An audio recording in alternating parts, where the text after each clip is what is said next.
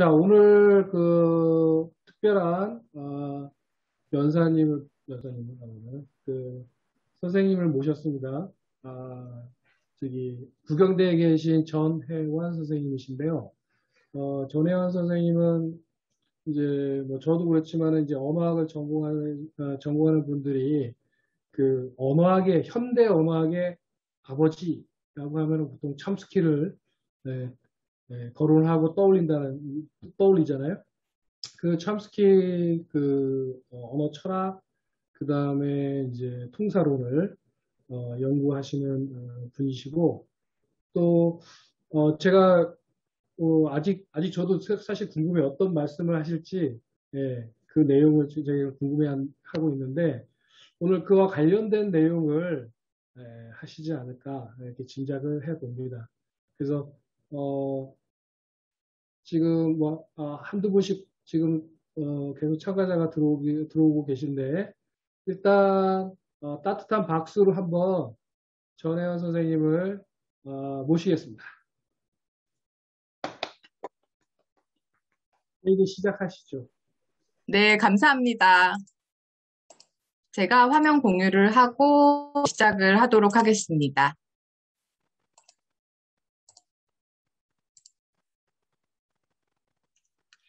네, 안녕하세요. 부경대학교 전혜원입니다. 지금 화면도 바꿨고요. 소리 상태도 그렇고 별 문제가 없는 걸로 생각하고 시작을 하도록 하겠습니다. 네, 장경철 교수님께서 이렇게 초대를 해주셔서 귀한 자리에 또 귀한 시간 내셔서 이제 와주셨을 텐데요. 사실 아까 이제 교수님께서 하신 대로 저는 언어학을 전공했고 그중에서도 이론을 집중적으로 하는 분야를 전공해서 이제 학자로서의 삶을 산다라고 말하기에 아직 조금 초보이지만 저 역시 굉장히 고민이 많은 어떤 단계에 있습니다. 그래서 앞으로 나아가는 길에 있어서 우리 이제 학생들이라든지 저와 같은 학자의 입장에 있으신 분들도 아마 고민들이 많으실 텐데 조금이라도 좀 같이 고민을 나누고자 그렇게 마련한 시간이고 제목은 정해놓고 보니 굉장히 아까 거창한 것 같아요 라고 제가 말씀을 드렸습니다. 거창합니다. 왜냐하면 요즘 우리가 시대적인 어떤 흐름에서 꼭 어떤 무언의 압박 같은 느낌도 사실 저로선 솔직히 있어요. 융복합 학문을 해야 하는, 그래서 저로서는 굉장히 순수 학문을 전공한 사람으로서 고민이 좀 많았기 때문에 여러 가지 오늘 이야기들로 시작을 해볼까 합니다. 언어학을 인문으로 탐구하다. 사실 언어학도 그렇고, 이게 이제 인문학의 하나의 분야인데, 이걸 어떻게 인문으로 또 탐구를 해야 되는지조차 모르는 이제 상황. 저는 좀 그랬었습니다. 그래서 제가 원래 이제 전공을 당연히 열심히 하고 있지만, 부경대학교에서 교양 강의를 이제 새로 만드는, 그래서 교수학습 지원센터 같은 데서, 약간 컴피티션 같은 게 좀 있어서 새로 어떤 교양 강의를 만들어서 한번 해보고자 하는 시도가 몇 년 전부터 있어 왔고요.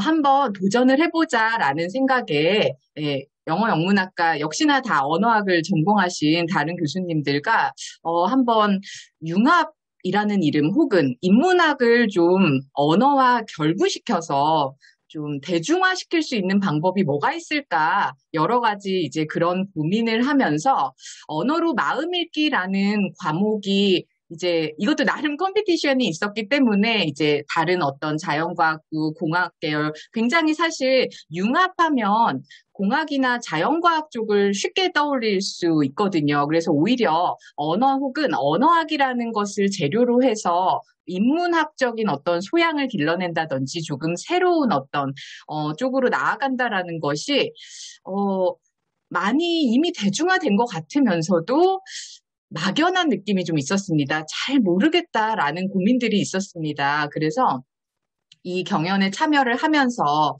이제 고민들을 각자 한 끝에 언어로 마음 읽기라는 과목을 만들었고 이 과목에 해당하는 어떤 자료들을 수집하고 이제 공부를 해나가면서 책을 아직 쓰고 있는 과정인데요. 사실 언어로 마음 읽기 이게 다입니다. 그래서 이게 어떻게 인문으로 탐구될지는 한번 오늘 이제 같이 한번 고민을 나눠보시면 좋을 것 같고요. 굉장히 얕은 지식일 수 있습니다. 그래서 굉장히 우리가 평소에 알던 것들을 오늘 이제 잘 조합해서 어떤 흐름 속에서 이야기를 할 텐데요. 그래서 오히려 편안하게 좀 들어주시면 될 것 같은 내용들입니다. 아마 제가 4가지 정도를 얘기를 하게 될 것 같습니다. 언어의 이론을 전공하는 사람으로서 우리 이제 머리 안에서 사고하고 말하는 것들이 어떻게 조합이 될런지를 주로 이론적인 어떤 탐구에만 치중을 하던 사람이고, 저도 아직은 초보학자인지라 여러 가지 이제 고민이 많았는데요. 그 과정 속에 있어서 먼저 떠올렸던 것은 생각이 바뀌면 언어를 우리가 쓰는 것도 바뀔 것인가 였습니다. 그래서 언어와 사고가 일치되는가? 이런 것들을 중점적으로 고민을 두고 처음에 이제 자료를 많이 수집을 해보고 시작을 했고요. 그 다음에 언어를 이제 사회적 현상과 대비해서 보게 되는 게 2번째로 이루어질 것이며, 그 다음에 요즘 가장 얘기를 많이 하는 사실 4차 산업이나 인공지능, 빅데이터라는 얘기는 뭐 좀 지겨우실 정도로 아마 많이 들으시는 부분이 아닐까 싶습니다.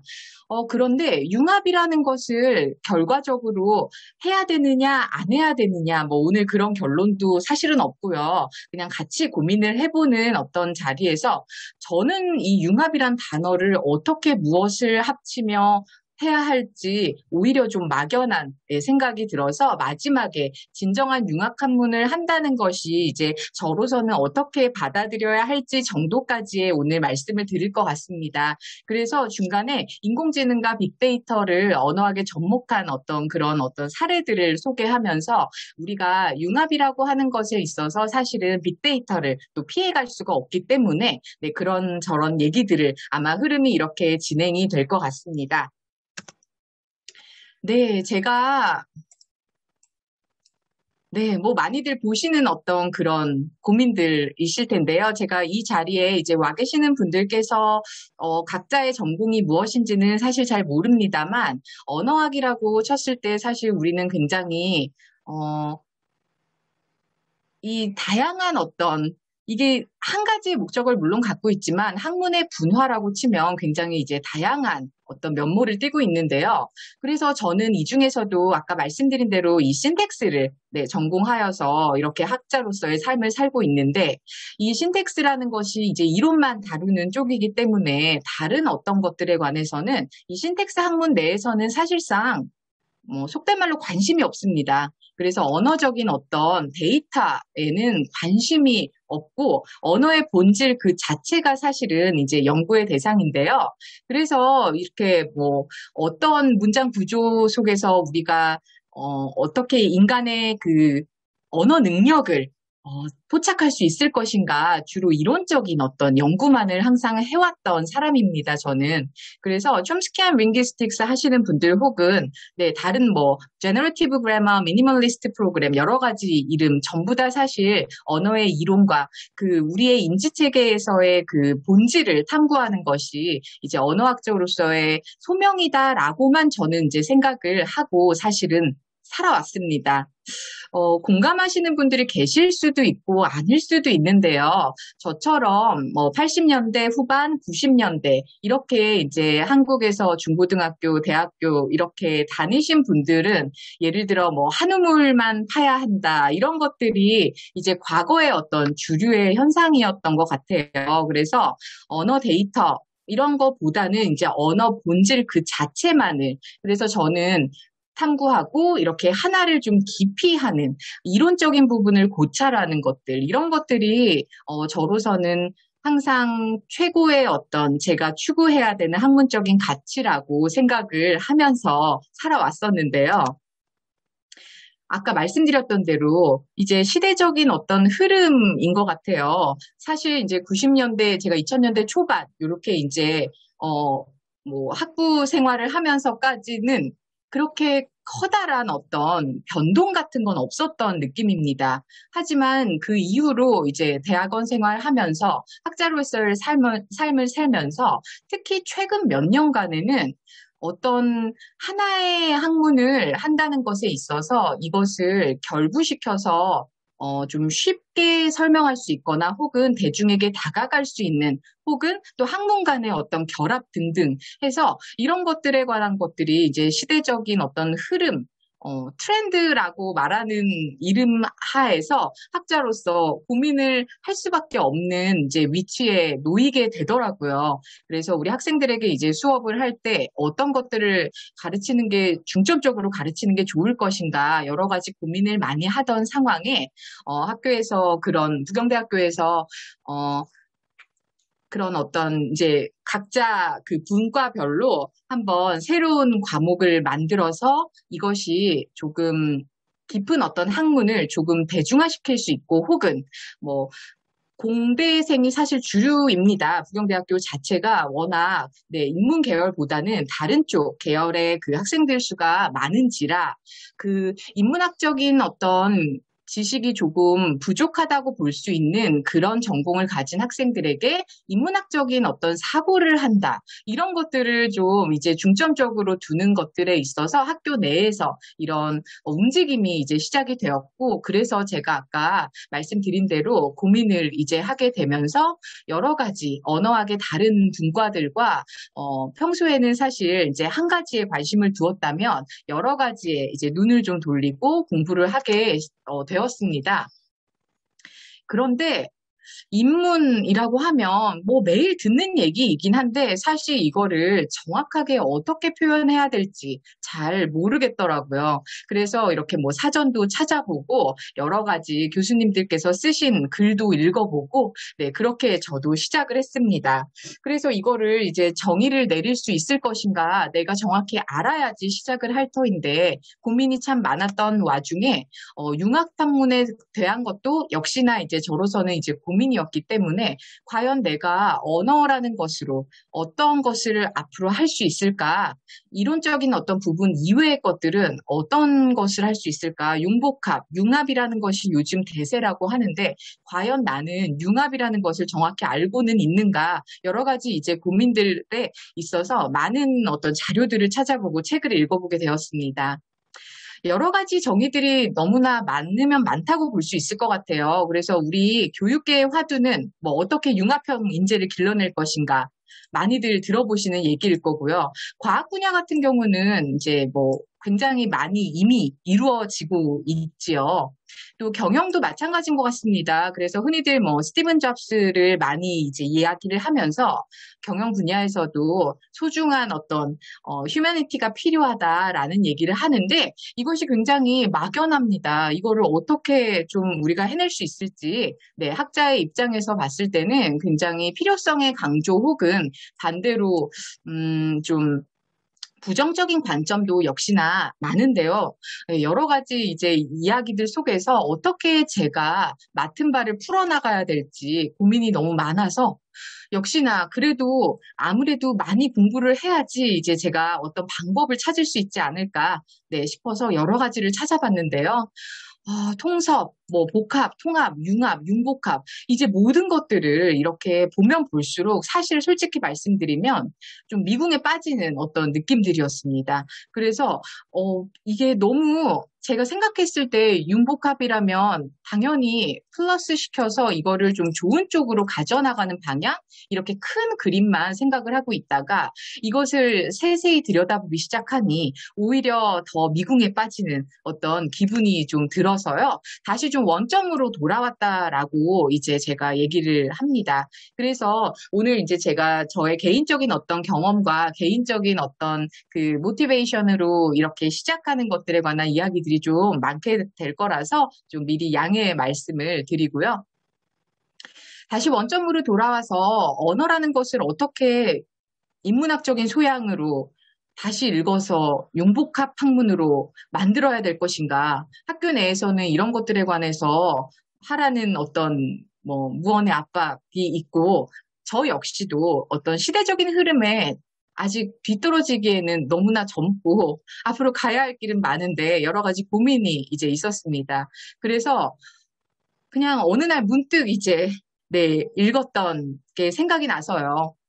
호주의 원어민 언어를 보면 사실 동서남북의 기본 방향을 지시어로 사용을 하고 있는데 우리 서구 사회는 left와 right, 그냥 왼쪽 오른쪽으로 구분하는 그래서 방향을 나타내는 지시어를 동남쪽 방향에 지금 책이 한 권 떨어져 있네? 이렇게라고 우린 얘기하지 않습니다. 그렇지만 동남쪽 방향, 서북쪽 방향이라는 특별한 이런 지시어를 사용하는 사람들도 분명히 지구상에는 존재하고 있고요. 또 우리는 햅쌀, 맵쌀, 찹쌀, 쌀에 관해서 이야기할 때도 굉장히 그 세분화되어 있는 편이에요. 또 친족어도 그렇고요. 이모나 고모, 숙모, 삼촌, 큰아버지, 작은아버지 굉장히 그 영어와는 다르게 친족어가 좀 세분화되어 있고 발달이 되어 있다라고 볼 수 있는데 도대체 이거는 이것이 바로 우리가 어떤 사고하는 것과 그 내가 가진 문화적인 것, 내가 가진 백그라운드가 언어가 나오는 것이 좀 다른 양상을 보일 수 있겠구나라고 생각을 하게 된 어떤 시초가 된 것 같습니다. 그래서 조금 찾아보니까요. 에스키모어 같은 경우에는 이 눈에 관해서 굉장히 이제 눈에 좀 예민한 어떤 눈이 항상 오는 그런 곳에서 살다 보니 이 눈을 나타내는 단어들만 해도 이렇게 다양하다라고 하더라고요. 그래서 그러면 너무 어렵게 생각을 하지 말고 어떤 이런 언어 현상들, 내가 평소에는 이제 언어의 어떤 현상들에 주로 데이터에 주목을 하진 않았었지만 나의 관점을 좀 바꿔보자. 이런 어떤 단어들이 다양하게 쓰이는 것에 어떠한 사고의 관계 혹은 어떤 백그라운드들이 존재할까 이런 것들을 이제 고민을 하기 시작하면서 시작을 해봤습니다.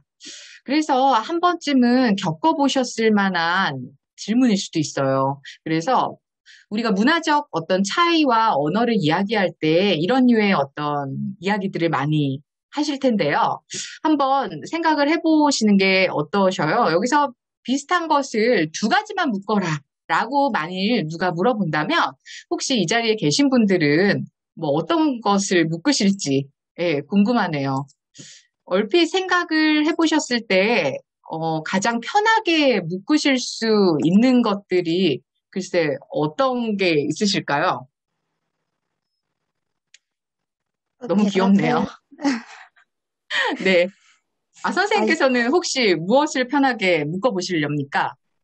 저는 사실은요, 얼마 전에 네. TV에서 어떤 교수님이 나오셔서 이 사진을 제시하면서 서양 사람들과 이제 한국 사람들이 비교하시는 강의를 네네네. 들었던 적이 있는데, 이제, 그래서 답을 조금 알고, 그러니까 한국 사람들은 바나나와 원숭이를 묶는 경향이 있고, 서양 사람들은 그 팬더와 원숭이를 묶는 경향이 있다라고 이렇게 말씀을 해주시더라고요. 그게 약간 사고의 약간 네. 관계의 차이라고 조금 들었던 것 같아요, 교수님. 네. 그 들으시면서 네, 공감이 되시던가요? 네, 격하게 공감이 되었던 것 같아요.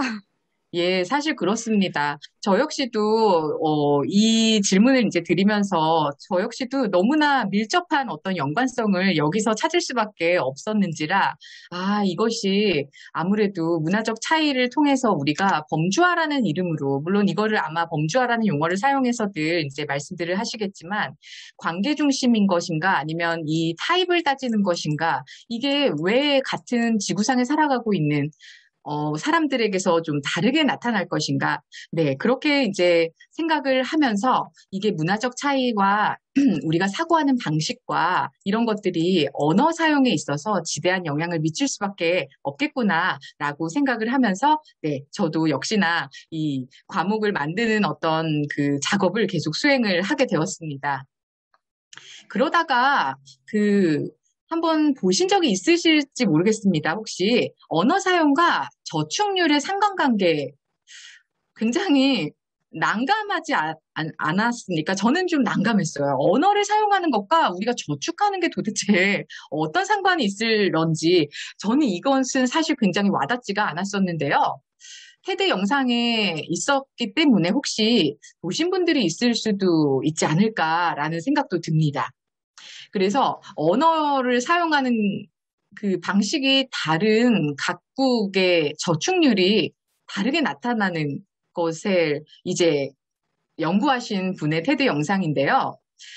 이분은 저도 이제 잘 모르는 분이지만 어쨌든 이분께서 원래 이제 그 만다린 차이니즈를 쓰시는 분이기 때문에 하지만 이제 미국에서 거주해서 살아가시는 분으로서 엉클이라고 하지만 사실 우리 한국말과 좀 비슷한 것 같아요. 그렇죠? 굉장히 친족어가 다양하게 있는 그 차이니즈를 생각을 하면서 언어적인 차이에 관련된 것들에 현상을 좀 포착을 하기 시작했다고 하세요. 그래서 이제 이분께서는 이게 미래 시제를 쓰는 언어 사용자와 미래 시제를 구분 없이, 즉 미래 시제와 현재 시제를 그냥 같이 혼용해서 쓰는 언어를 두고 봤는데 이게 저축률이랑 상관관계가 있다라는 이제 연구를 하신 분인데요. 네. 이 중에서 제가 그 캡처해온 화면은 링기스트와 커니티브 사이언티스트. 네, 바로 이 얘기였습니다. 그래서 내가 막연하고 좀 어렵게 생각했던 어떤 융합한다는 것, 복합한다는 것, 융복합, 나아가선 통섭, 여러 가지에 관해서 내가 너무 어렵게 생각했던 것이 아닌가, 이렇게 생각도 들었고요. 이미 이 사회 많은 분야에서 진행되고 있었던 것인데 내가 그동안 너무 몰랐던 건 또 아닌가, 역시나 이런 생각도 좀 들게 되었었는데요. 어쨌든 굉장히 저로서는 재미있는 연구였습니다. 그래서 이제 미래 시제가 있는 영어라고 하면 역시나 한국어도 속하게 되는데요. 우리도 뭐뭐 할 것이다 라고 역시나 사용을 하고 있죠. 그래서 여러분들은 생각이 또 어떠신지 모르겠어요. 미래 시제를 사용하는 언어를 쓴다라는 것이 미래에 관한 관점을 더욱 많이 생각하면서 살아갈 수도 있고 반대로 아닐 수도 있고 이것은 역시나 저도 헷갈리더라고요. 하지만 미래 시제가 없는 어떤 언어들을 또 보면은 그러게요. 저희에게 좀 친숙하지 않은 언어들도 있기는 한데요. 미래 시제가 있는 것과 없는 것이 과연 저축률에 어떤 상관관계를 보였을지에 관한 연구에 있어서 저는 미래 시제가 있기 때문에 미래를 조금 더 생각을 많이 할까? 이런 생각도 했었고요. 이것에 관한 이제 가설을 세우기를 미래 시제가 있다라면 미래 시제를 훨씬 더 많이 사용하고 있기 때문에 미래에 관해서 좀 더 집중적으로 생각을 한다라고 볼 수도 있겠지만 연구 결과는 사실 그렇지 않았습니다. 그래서 미래 시제를 사용하는 언어를 쓰는 이런 국가들에서 오히려 저축률은 더 낮은 걸로 나왔는데 이게 이제 상관관계가 어떻게 이루어질런지 한번 이건 이제 테드 영상에서 제가 이 부분만을 가져왔는데요. Makes you subtly disassociate the future from the present every time you speak. If that's true, and it makes the future feel like something more distant and more different from the present, that's going to make it harder to save. If, on the other hand, you speak a futureless language, the present and the future, you speak about them identically. If that subtly nudges you to feel about them identically, that's going to make it easier to save. Now, this is a fanciful theory. You know, I'm a professor. I get paid to have fanciful theories. But how would you actually go about testing such a theory? Well, what I did then was to access the linguistics literature, and interestingly enough, there are pockets of futureless language speakers situated all over the world. This is a pocket of futureless language speakers in Northern Europe. Interestingly enough, when you start to crank the data, these pockets of futureless language speakers all around the world turn out to be, by and large, some of the world's best savers. Just to give you a hint of that, let's look back at that OECD graph that we were talking about. What you see, these bars are systematically taller and systematically shifted to the left compared to these bars, which are the members of the OECD that speak futured languages. What is the average difference here? 5 percentage points of your GDP saved per year. Over 25 years, that has huge long-run effects on the wealth of your nation. Now, while these findings are suggestive, countries can be different in so many different ways. 네, 마지막 화면에서 이제 잠시 나왔었는데요. 네, 미래 시제가 있고 없고의 차이와 저축률의 상관관계가 있는 것을 이제 재미난 이론으로 이렇게 풀어내는 어떤 것들을 보면서 여러 가지 우리 언어라는 거, 사실 언어는 의식주와 의식주보다 더 중요할 수도 있다라는 생각을 참 많이 하기도 하고요. 물론 글쎄요, 먹어야지 말을 할 수 있을까요? 예, 하지만 언어라는 것을 생각해 보면 역시나 우리 삶에 있어서 너무나 중요한 부분인 것은 뭐 누구에게나 마찬가지 상황인 것 같습니다. 그래서 이 언어라는 툴, 내가 전공한 어떤 것 중에 하나인 언어라는 것으로 한번 새로운 어떤 과목을 만들어 보자. 이렇게 이제 의기투합을 하여서 저희들이 이제 얘기를 시작을 한 것이 생각이 바뀌면 언어도 바뀔 것인가 였습니다. 사실 언어의 변화에 관해서는 그동안은 저로서는 제가 중점적으로 연구하는 분야는 솔직히 말씀드리면 아니었기 때문에 하지만 누구나 아까 선생님께서 말씀하신 대로 이제 예능 프로라든지 다큐라든지 요즘은 굉장히 많은 컨텐츠로서 접할 수 있는 건 역시나 사실입니다. 예, 그런데 이런 것들에 있어서 좀 분석을 할 수 있는 것들을 언어학자로서 좀 할 수 있다면, 이것도 굉장히 좀 사회에 작은 보탬이 되지 않을까, 이런 생각도 사실은 좀 했었고요. 된장녀랑 된장남이란 단어를 생각해 보시면, 한 20년쯤 전에 참 많이 썼던 단어 같습니다. 사실 된장녀나 된장남은 제가 학부생인 시절에도 꽤나 많이 썼던 단어 같아요. 하지만 요즘은 된장녀랑 된장남을 쓰지 않는 것 같습니다. 요즘은 이런 된장녀랑 된장남, 예를 들어 이게 어떤 명품의 소비라든지 내가 어떤 좀 특별한 즐거움을 위해서 나의 어떤 특별한 취미 활동을 위해서 이렇게 소비하는 것에 있어서 된장녀랑 된장남 약간 네거티브한 느낌이 사실은 들지만 상당히 많이 쓰였던 단어라면 이게 지금은 탕진잼 네, 이런 단어들을 이제 소확행, 이런 단어들이 좀 대체하고 있는 것을 발견했는데요. 이게 바로 하나의 좋은 예가 될 수 있을 것 같다라는 생각을 했습니다. 기존에 우리가 생각했던 것들, 내가 항상 어떤 소비를 할 때 그 소비가 기본적인 선 이상일 경우에 그것이 된장녀나 된장남이라고 만일 표현을 했었더라면 그것에 있어서 조금 다른 관점으로 이제 세상을 바라보기 시작하는 것 같아요.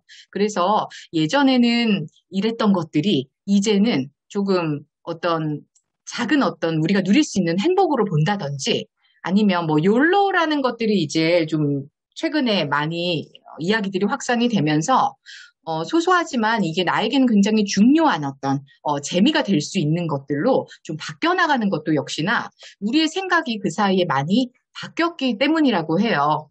그래서 예전에는 무조건 야근 수당을 받기 위해서 열심히 야근을 하는 것이 대세라면 대세였다면 요즘은 야근 수당을 준다 하여도 야근을 하지 않고 저녁 있는 삶을 추구한다든지 이런 것들도 우리의 삶이 글쎄 넉넉해져서이기도 하겠지만 혹은 넉넉해지지 않았더라고 해도 삶의 어떤 가치관에 있어서 나의 여유를 찾는 것들이 이전과는 좀 다른 양상으로 많이 세상이 바뀌어 나가고 있는 데 있어서 나온 어떤 이런 단어들인 것 같아요. 그 다음에 또 떠올려 볼 수 있었던 것은 춘추, 진지, 함자, 조남이라는 단어예요.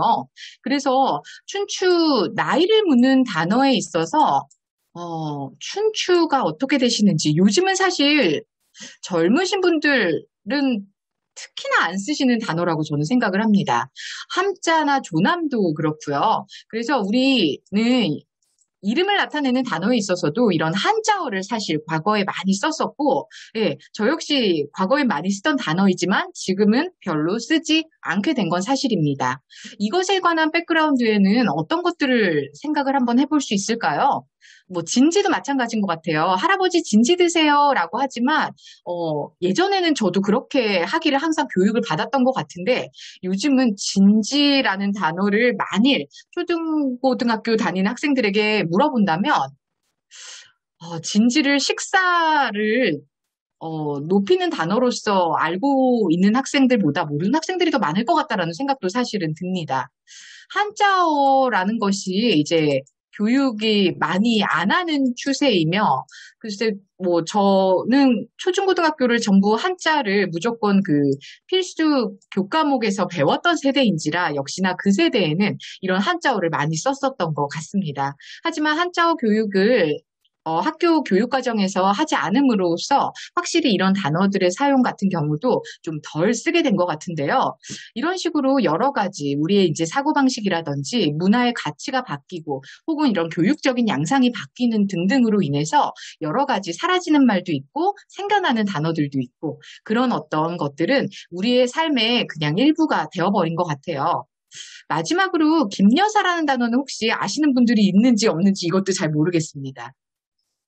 과거에 이것도 제가 기억이 맞다면 90년대 후반 정도에 그 코미디 프로 같은 데서 굉장히 김여사 운전해 이러면서 많이 나왔던 단어예요. 여성이 운전을 하는 것이 지금이야 대중화되어 있지만 사실 이 당시만 해도 현저히 비율이 떨어졌죠. 대부분의 운전은 남성이 하는 걸로 인식을 했었고 요즘은 대중교통의 운전도 역시나 여성분들이 많이 해주시지만 과거에는 실제로 많이 없었던 걸로 저도 아직 기억을 하고 있습니다. 그래서 운전이 다소 서툰데 이제 뭐 좋은 차를 끌고 나왔다라든지 길에서 그럴 경우에 과거에는 이제 운전을 좀 똑바로 하라는 등 이제 여성에게 특별히 좀 비난을 가하는 경우가 많았던 건 사실입니다.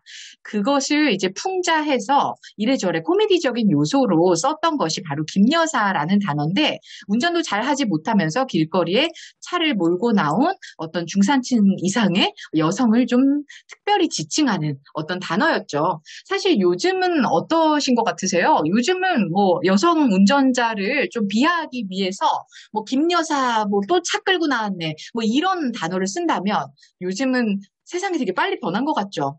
그렇죠? 어디 신고당할 수도 있을 것 같습니다. 그래서 이런 어떤 세태를 반영하는 거울로서 신조어를 먼저 데이터 확보를 했었습니다.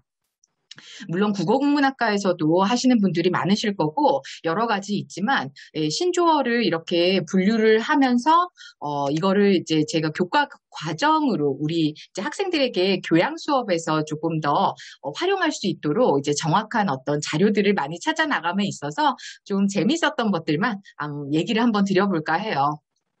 네, 90년대 후반이면 일단 IMF를 당연히 떠올리실 수밖에 없는데요. 저 역시 이제 요때 학생이었기 때문에 굉장히 생생하게 아직도 기억을 하고 있습니다.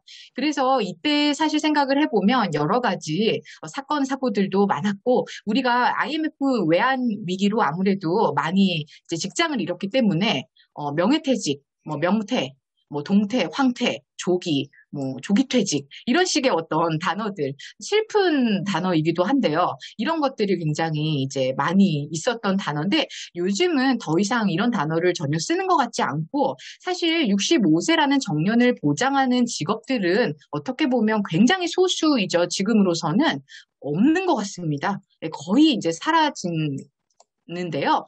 이런 것들이 이제 90년대 후반에서 지금의 한 20년 격동의 세월을 어떤 거친 느낌이에요. 이 사이에 예전에 저희 아버지 세대만 해도 일반 회사원들도 당연히 65세 정년을 바라보면서 한 직장에 충성을 하면서 내 한 몸을 다 바치고 이렇게 이제 나라의 발전과 나의 청춘과 우리 가족의 모든 생사를 한 회사에 걸어서 이렇게 다니셨던 세대가 바로 지금 60대 후반, 70대 초반 저희 아버지 세대인 것 같아요. 하지만 지금은 아무도 이 직장을 난 평생 다닐 거다라고 하지 않는 것 같습니다. 그래서 사실 평생 직장이란 단어 역시 지금은 사라진 개념으로 많이들 인식을 하고 있더라고요.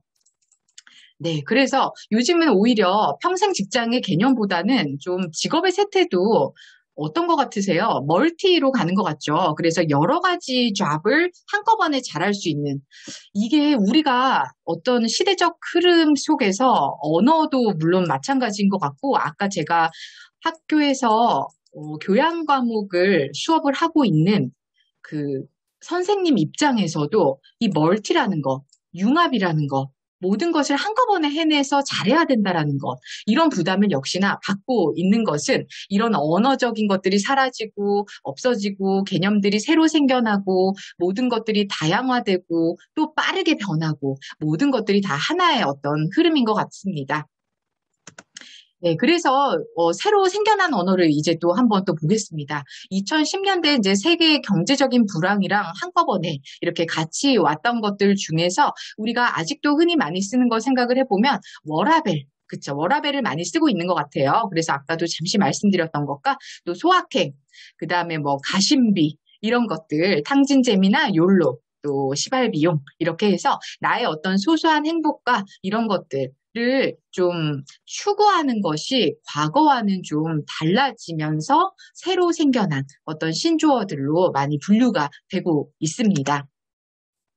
그 다음에 시대적인 어떤 흐름에서 이런 경제 상황에서 생겨난 어떤 언어들, 신조어나 사라진 언어들을 봤다면 이번에는 또 역시나 하나의 다른 새로운 관점. 이것은 사실 김여사 아까 제가 말씀드렸던 그 단어에서 신조어를 그냥 마냥 이것이 신조어입니다. 이렇게 분류하기보다는 이것의 카테고리를 어떻게 설정할 것인가 여러 가지 데이터를 수집하면서 김여사란 단어에서 젠더를 읽어낼 수 있었습니다. 그래서 우리 사회의 또 하나의 중요한 요소인 젠더 문제에 관련된 것들 역시 언어적인 어떤 정책이라든지 신조어 부분에서 또 사라진 언어 부분에서 또 많이 찾아볼 수 있었는데요. 여성을 꼭 그녀라고 하는 것보다 요즘은 이제 중성적으로 그냥 그라고 하는 것도 마찬가지라고 생각이 드는 건 영어에서도 그렇습니다. stewardess나 steward 혹은 actor, actress 이렇게 여성 명사, 남성 명사 너무 여실하게 드러나는 것을 좀 기피하는 거. 확실히 서구권은 우리보다 빨리 진행이 된 것 같습니다. 그렇죠? 젠더 문제를 확실히 이제 60년대부터 움직여서 그런지 flight attendant란 단어로 쓴 지 한참 됐다라고 저는 알고 있는데 한국에서는 flight attendant라는 단어로 공식적으로 바꾼 것이 제가 알기로는 아직 한 5년 정도밖에 안 된 걸로 알고 있습니다. 무비스타 역시나 마찬가지고요. 여러분들 많이 아시는 것들이 있습니다. 체어맨 같은 것도 그렇고요. 왜 항상 맨인가?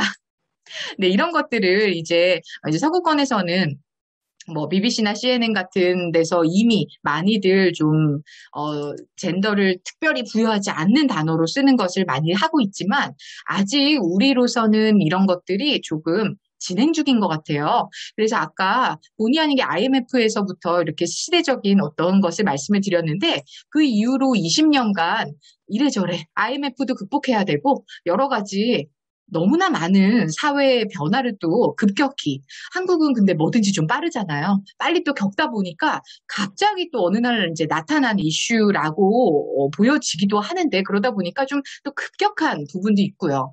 하지만 사실 이제 이 단어 데이터들을 이제 수집을 해보면서 굉장히 공감할 수 있는 것들이 많았던 건 사실이에요. 왜냐하면 처녀작 이런 단어들 사실 그러면 총각작이라고 또 하진 않지 않습니까? 그래서 뭔가 우리 이제 첫 번째 시도를 뜻할 때, 이번에 A 감독의 처녀작 히트를 쳤습니다라고 하지 총각작이라고 하진 않거든요. 그래서 왜 꼭 이것을 처녀라는 단어로만 쓰는가? 사실 그러고 보면 많이들 느끼시겠지만 처녀작이라는 단어를 요즘은 거의 쓰지 않는 것 같습니다. 언론에서부터 이런 단어를 썼을 경우 좀 아무래도 부정적인 반응이 있을 수도 있을 것 같고요. 또 미혼이란 단어도 그런 것 같습니다. 결혼은 선택이지 이것은 어떤 능력의 문제가 또 아니기 때문에 미혼을 비혼이라는 단어로 바꿔야 된다라고 많이 이야기를 하시고 굉장히 공감할 수 있는 부분들에 있어서는 전 저출산에 있어서도요. 출산이라고 하는 것은 이제 여성의 전유물인데 그럼 저출산은 마치 여성이 원해서 아이를 의도적으로 낳지 않는 것 같아서 인구 감소 문제를 여성에게만 좀 부여하는 것이 아닌가 해서 저출생이란 단어를 사회 일부분에서는 이미 쓰고 있더라고요. 그 다음에 좀 살펴보면요. 외할머니, 친할머니. 이렇게 이제 우리는 좀 구분 지어서 외가와 친가. 과거에는 그렇게 동등한 밸런스를 유지했던 것 같진 않아요, 사실은. 그런데 이런 것들도 이제 많이 바뀌어 나가고 있는데요. 또 도련님이나 처남이나 아가씨라는 어떤 단어들도 생각을 해보시면 사실 시댁의 이제 그 여성이 시댁의 그 친족 관계에 있어서 굉장한 존칭을 쓰는 거죠. 그래서 남편의 여동생에게 아가씨라는 단어를 쓴다든지 이런 것들이 요즘 여러 가지 이퀄리티와 관련해서 많이 좀 개선이 되어져야 된다라는 이야기들이 많이 역시나 나오고 있더라고요. 그 다음 이게 이제 액트리스, 액터와 좀 비슷한 어떤 여자를 붙이는 거인데요. 여선생, 여의사, 여배우. 특히나 여배우 하면은 어떤 이미지 프레임이 씌워지는 것 같아요. 그래서 굉장히 여배우 하면 왠지 좀 아름다워야 될 것 같고, 좀 매력이 있어야 될 것 같고, 이런 어떤 고정된 어떤 프레임을 설정을 하는 게 바로 여자 때문이다. 라는 의견들이 있는데, 이런 어떤 데이터를 수집하면서, 이런 것들을 한번 저도 보게 되었어요. 서울시에서 했던 성평등, 그런 캠페인이었는데요. 슬로건이 단어 하나가 생각을 바꾼다. 였는데, 이게 이제 제 기억에, 여기 레퍼런스가 정확히 빠졌는데, 2010년부터 12년이었던 것 같습니다. 네, 요렇게 이제, 시작을 했더라고요. 그래서 우리가 이제 습관적이죠. 사실 항상 이렇게 썼던 단어들에 있어서 여자를 붙여서 한다라든지, 아까 말씀드렸던 어떤 친족관계에 있어도 아가씨, 이렇게 도련님, 이렇게 굉장한 존칭을 사용하는 거. 왜냐면 반대는 그렇지 않거든요. 사실 이제 남편은 아내의 남동생에게 도련님 아가씨가 아니라 그냥 처남 이렇게 한다든지 굉장히 이것도 이퀄리티의 문제에 있어서 조금 우리가 좀 개선해야 되지 않겠는가 여러 가지 움직임들이 사회에서 있었더라고요. 그래서 이제 신조어 이렇게 관련해서 보면서 신조어의 조금 또 다른 패러다임으로 좀 넘어가 볼까 합니다. 제가 이 자료를 수집한 것들을 이렇게 이제 나열을 하면서요. 한식이란 단어. 여러분들 여기 이제 제가 이거 오늘 아침에 사실 서경덕 교수님의 그 인스타그램에서 본 거예요. 그래서 서경덕 교수님 같은 경우에는 그 성신여대에 계시는데 아무래도 다양하게 한국문화 홍보 활동을 하고 계시고 예능이나 이런 프로에서도 아마 많이 보셔서 아시지 않을까 싶습니다. 저 역시 사실은 팔로우를 하고 있는데요. 이제 문화재청과 한국문화재재단의 그 방문 캠페인의 하나로서 이게 오늘 아침 영국의 사진이라고 합니다. 영국에서 이제 한류, 한식 이런 어떤 것들을 홍보를 이제 똑바로 해야겠다라고 생각하는 것에 있어서 이면은 한복이 가장 먼저였던 걸로 저도 기억을 하는데요. 한복을 중국이나 혹은 다른 어떤 곳에서 원래 우리의 고유한 것이다라고 주장하는 어떤 의견들도 있고 해서 정체성을 좀 확실히 해야 되겠다 해서 이런 것들을 한복, 한식, 한류 이런 것들을 요즘 많이 홍보하고 있는 건 사실인 것 같아요. 그런데 이거를 제가 한번 떠올려 봤어요. 한류라든지 한식이라든지 제가 확실히 기억나는 거 하나 있어요. 제가 90년대 그때 이제 중고등학교 시절이었습니다. 그때 우리 이제 영어 시간에 글짓기를 하는데 제가 김밥을 소개하는 글을 쓰면서 김밥을 김밥이라고 썼더니 저희 영어 선생님 훌륭하신 분입니다. 지금 이것은 비하하는 것이 아니라 당시 시대가 그랬다라는 것을 말씀드리는데요. 하나의 에피소드죠. 김밥이라고 하면 아무도 모른다. 네가 김밥을 아무리 영어로 잘 적어도 아무도 김밥이 뭔지 모를 것이기 때문에 Japanese 스타일 스시 혹은 이것을 바꿔서 좀 Korean 스타일 스시라든지 이런 식으로 바꿔야 될 것이다. 추석도 당시에 제가 아직도 생각나는 게 Korean Thanksgiving Day. 한복은요 Korean Traditional Clothes라고 무조건 이제 한국말을 이제 영어 글짓기 시간에 한국어 고유로 썼을 때 저는 좀 혼났던 세대입니다, 사실. 그것을 그대로 썼을 때 어차피 아무도 모르니까 그렇게 영어로 네가 써도 아무도 모를 것이다. 그래서 이것을 영어로 적절하게 그냥 옮기는 것을. 그래서 한류가 처음 알려졌을 때도 다시겠지만 Korean Wave라고 이렇게 많이 나갔지만 굉장히 신기하죠. 2002년 월드컵이죠. 2002년 월드컵이 제가 이제 확실하게 각인되는 게 요때 이후로 외국에서 드디어 한국을 알아보기 시작합니다. 한국에 관한 인지도는 사실 이런 굵직굵직한 사건들이 있을 때마다 높아지는 것 같아요. 2002년 이후로는 수직 상승하고 있는 건 사실인 것 같습니다. 그래서 요즘은 여러분들 외신 찾아보시면요. 코리안 웨이브를 전부 다 한류라고 이렇게 씁니다. 그래서 한류라는 단어를 이렇게 쓰는 것에 있어서 제가 2002년 이전에 학교 다니면서 느꼈던 어떤 한류를 코리안 웨이브로 김밥은 코리안 스타일 스시라든지 노래방은 가라오케로 뭐 이런 것들을 항상 영어 혹은 대중화되어 있는 다른 나라 언어로 바꿔야 되는 그런 서러움 같은 것들을 저도 그 당시에는 아주 여실하지 않았던 것 같아요. 왜냐하면 그냥 다 그랬으니까요. 하지만 이제 그 이후로 많은 것들이 변화하면서 이런 것들도 하나의 우리가 이게 이제 새로 생겨나는 영어 신조어로서 카테고리를 제가 하나 분류를 해서 지금 교양과정에서 이렇게 교과로 만들고 있는 중인데요. 한식이란 단어 사전에 찾아보면 절대로 나오지 않죠. 네, 나오지 않지만 이렇게 새로 만들어지면서 점점 이것이 확고히 자리 잡아 나가는 것은 우리의 몫이 아닌가 싶습니다. 그래서 그 재벌이란 단어가 제가 알기로는 사전에 이제 등재가 된 걸로 알고 있습니다. 그래서 한국의 고유한 어떤 대기업과 기업의 어떤 갑질 문화 혹은 어떤 문화를 뜻하는 단어에서 재벌이라는 단어를 이제 재벌 이렇게 써서 요 자체로 이제 사전에 올라간 걸로 네, 알고 있는데요. 이런 식으로 좀 창피하지만 요건 안 좋은 얘긴 하지만 우리가 많이 이렇게 쓰다 보면 이게 바로 새로운 패러다임, 영어 신조어의 새로운 패러다임이 되지 않겠는가라고 생각을 하여서 네, 마지막으로 그렇게 이제 구성을 해봤고요. 영어의 사회적 현상과 이제 공통된 부분에서 한번 또 신조어를 모아봤습니다. 자, 그러면 여러분들 일단 지금 제가 4가지 단어를 제시를 했는데요.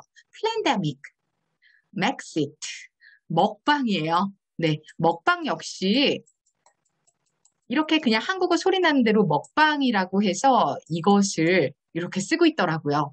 치맥도 역시나 마찬가지로요. 그래서 먹방이나 치맥 같은 경우는 제가 방금 말씀드렸던 어떤 국가적인 그런 상황과 좀 맞닥뜨리는 단어로서 요거는 좀 빼고요. BBC에서 매년 선정하죠. 탑 10 월드요. 그래서 저도 수업 시간에 학생들에게 가끔 이제 뭔가 보여드리기 위해서 BBC 탑 10 월드를 꼭 찾아봐요. 2020 탑 10 월드는 특히나 재밌었어요. 왜냐하면 코비드 19이라는 상황을 우리 전 세계가 똑같이 겪어내면서 어떤 탑 10 월드가 있을지 여러분들 상상이 가시죠? 10개 중에 있었던 게 바로 플랜데믹과 맥시스입니다. 그래서 여러분들 일단 한번 플랜데믹은 아마 어떤 건지 상상하실 수 있을 것 같아요. 맥시스는 어떠실지 모르겠어요. 관심이 좀 있으신 분들은 아마 아실 수도 있을 텐데요. 네, BBC 2020 탑 월드 10에 사실은 뽑혀졌던 뉴 월드 10개입니다. 그래서 가장 많이 쓰였던 이제 단어들을 뽑았는데 이 중에 보시면 좀 새로이 표현되는 단어들이 있어요. 그래서 글쎄, 뭐 이것은 말도 많고 탈도 많지만 우리도 음모론이라는 이야기로 많이들 아마 한두 번쯤은 들어보셨을 거예요. 이 모든 바이러스가 다 음모론이다. 계획된 어떤 팬데믹이다. 그래서 플랜데믹은 플랜과 팬데믹의 합해서 만들어진 신조어죠. 그래서 어쨌든 우리에게도 음모론이다라는 단어로서 많이들 이런저런 이야기거리들이 있었지만 역시나 세계에서도 역시나 같은 어떤 추세였나 봅니다. 그래서 플랜데믹이라는 단어가 탑 10 월드 중에 하나였고요. 뭐 다른 것들은 여러분들 눈으로 훑어보시면 알겠지만 우리가 그냥 다 같이 했던 거예요. 너무나 했던 어떤 여실한 단어들이고 맥식 같은 경우가 네. 이게 이제 그 헨리 왕자와 그 왕세자비가 영국에서 이제 왕실을 떠났죠. 떠나면서 작년에 이제 미국으로 갔습니다. 그래서 영국의 왕실을 이들이 자발적으로 탈출은 아니지만 어쨌든 떠났기 때문에 예, 이분의 이름과 엑싯을 따서 이렇게 맥시시라는 단어를 굉장히 많이 이것도 이제 일종의 신조어로서 이런 어떤 아주 커다란 사건, 영국 왕실을 떠나는 것이 쉽지 않았을 텐데 그 모든 것들을 네, 다 버리고 미국으로 떠나면서 굉장히 이제 이슈가 되었던 사건에 있어서 이런 단어들이 만들어졌던 것 같아요. 그래서 지금 이제 여러 가지 신조어들의 양상을 보면서 여러분들께 제가 드리고 싶은 말씀은 우리가 사회적인 어떤 현상과 나의 자라온 환경과 내가 처한 문화, 내가 원하든 원하지 않든 갖게 됐던 나의 사고들, 이런 것들이 내가 쓰는 단어로서 이렇게 나오는 것이 정말 네, 의식주와 다를 바 없는 아주 중요한 어떤 부분에 있어서 한 가지 여기다 추가를 하자면 어떤 영어 속의 한국어라는 것이 새로운 영어 신조어 분야에서는 하나의 트렌드가 될 수 있지 않을까라고 이렇게 마지막으로 이 부분에선 말씀을 드리고 싶습니다. 그래서 기존의 seaweed나 놀이라고 썼던 걸 우린 이제 그냥 김이라고 하고요. 네, Korean sish라고 했던 걸 김밥이라고 한다든지 아니면 아까 얘기했던 치맥이나 우리 또 찜질방 이런 것들을 이제 고유명사를 그대로 수용하는 이 움직임이 뭐 왜 갑자기 또 이런 것들을 이렇게 열을 내고 열심히 하는가? 물론 부정적인 관점에서도 볼 수 있겠지만 이게 아이덴티티를 지키는 거죠. 사실 우리의 이런 것들이 없어진다라면 한국 고유의 것들을 사실 사라질 수밖에 없는 그래서 역시나 언어라는 것은 진짜 의식주를 넘어서서 우리의 모든 것을 지배하고 있다라고 해도 진짜 과언이 아닌 것 같아서 이런 것들을 이제 교과 과정에서 바라보는 것들을 시작을 하는 것이 좋겠다 해서 아까 말씀드렸던 언어로 마음 읽기라는 교과 과정에 있어서 초반부에는 이런 어떤 신조어나 사라진 언어들로 처음에 시작을 합니다. 그 다음에 언어로 마음 읽기라는 그 과목을 만들면서 중반의 흐름은 결국 우리가 요즘의 시대적 트렌드를 그러면 어떻게 이야기를 한번 해볼 수 있을 것인가에 있어서 포노사피엔스, 데이터 얘기를 이제 넘어갑니다. 그래서 2부는 빅데이터 얘기를 하게 될 것 같습니다. 빅데이터 얘기를 하려면 역시나 4차 산업혁명과 모든 어떤 AI, 인공지능을 얘기를 안 드릴 수가 없는데요. 그 호모사피엔스가 아닌 그 이후로 여러 가지 사피엔스들이 있었지만 가장 최근에 인류는 포노사피엔스라고 하지요.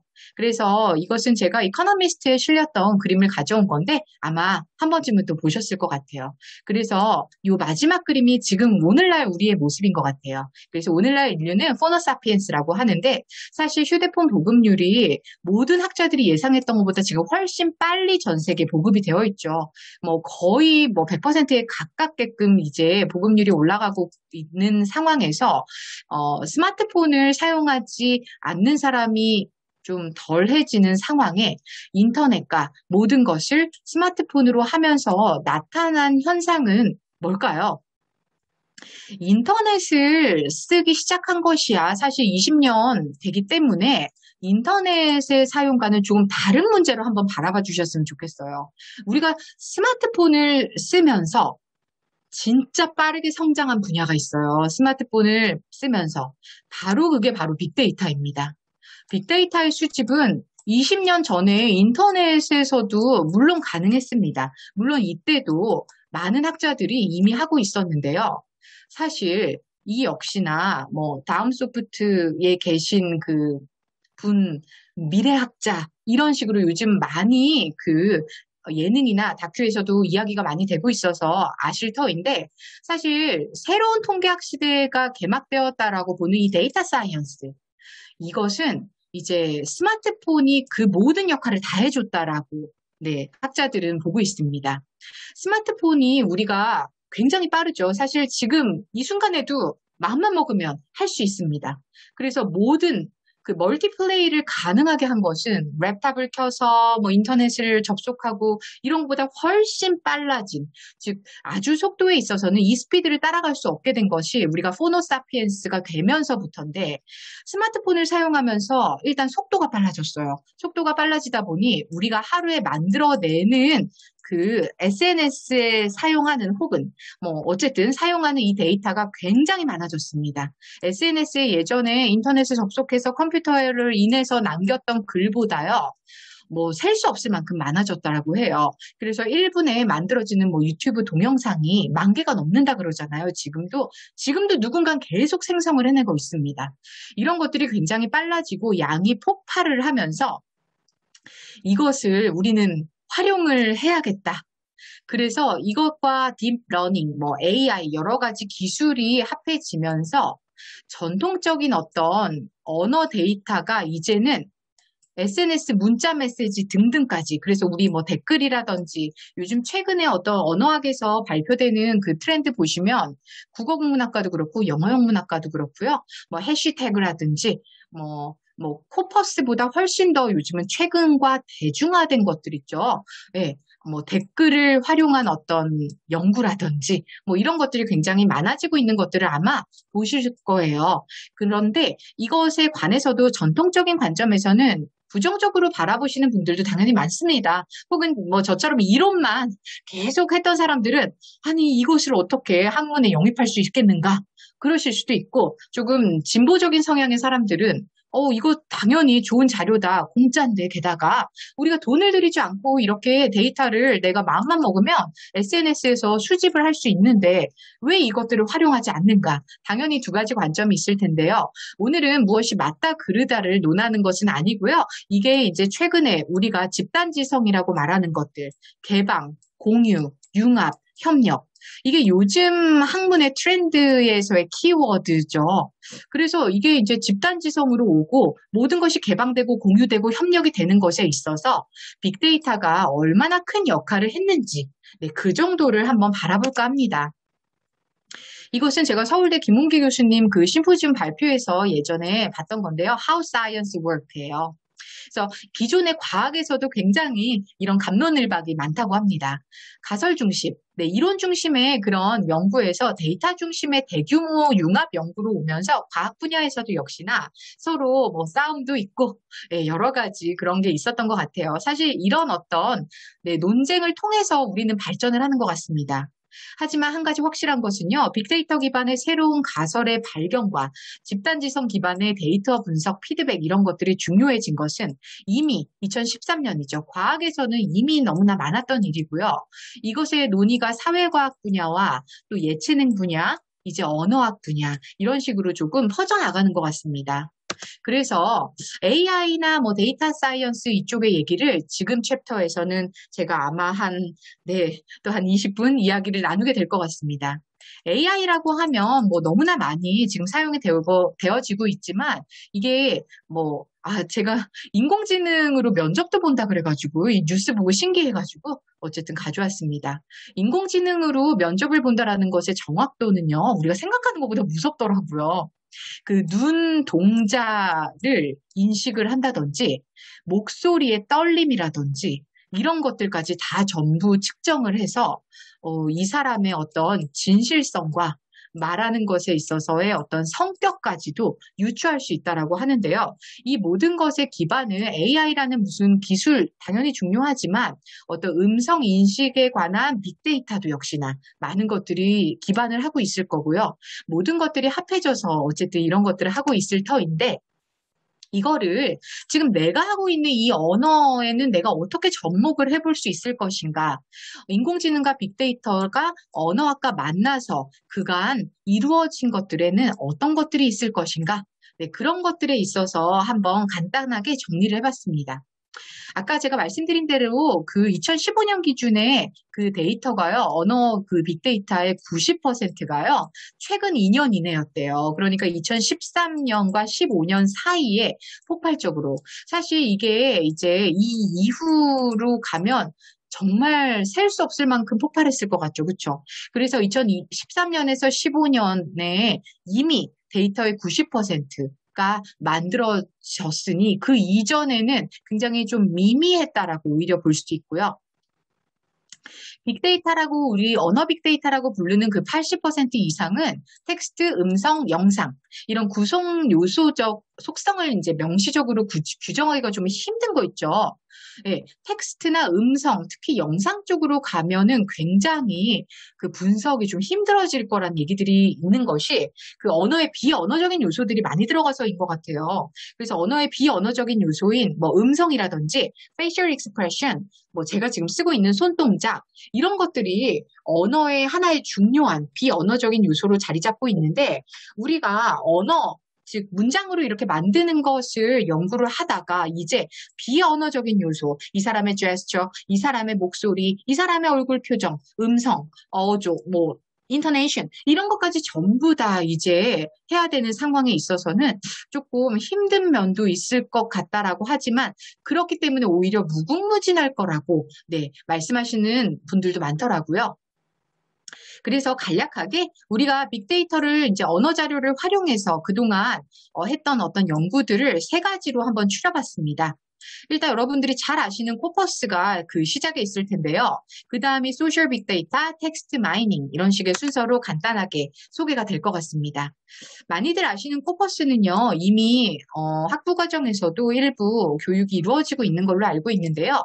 빅데이터로 우리가 읽어낼 수 있다는 것은 매우 흥미로운 양상이 될 수는 있을 것 같습니다. 일단 워만이라는 단어 앞에 어떤 것들이 많이 쓰였는지를 보기 위해서 우리가 코퍼스에 워만이라는 단어를 넣었을 때 그 앞뒤로 콜로케이션 관계를 볼 수 있는데요. 영맨과 unidentified woman. 이 차이점에 있어서는 조금 더 심도 깊은 어떤 분석이 물론 있어야겠지만, beautiful woman 같은 경우가 상당히 높은 데 차지한 데 비하여 남성에 있어서는요, 그 남성의 미적인 관점을 얘기한 어떤 형용사는 순위 안에 있지 않았다라는 것도 하나의 어떤 좋은 관점으로서 연구의 시작이 될 것 같습니다.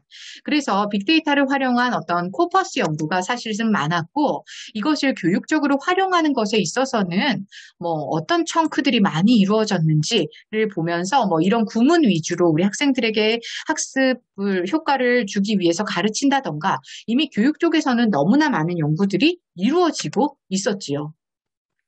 이거는 제가 앵그램에서 한번 해봤어요.